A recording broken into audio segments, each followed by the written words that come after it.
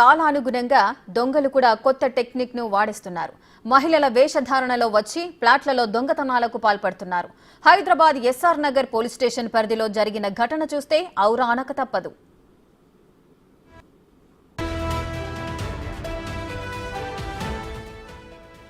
Check కాలనీలోని ఆకృతి ఆక్రేడ్లోని 502 ఫ్లాట్లో ప్రైవేటు ఉద్యోగి వెంకటేశ్వరరావు నివాసముంటున్నారు.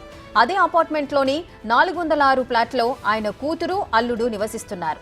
ఈ నెల 16న కుటుంబ సభ్యులతో కలిసి వెంకటేశ్వరరావు ఒంగోలు వెళ్లారు.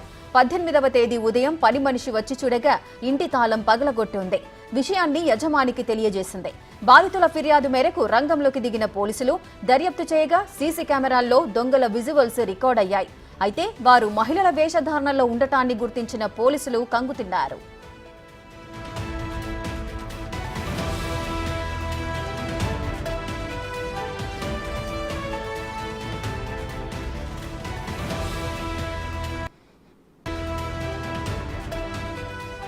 ఈ ఘటనలో 4 తులాల బంగారు ఆభరణాలు, 1 లక్ష నగదు, ఓ ల్యాప్టాప్ చోరీకి గురైనట్లు బాధితులు చెబుతున్నారు.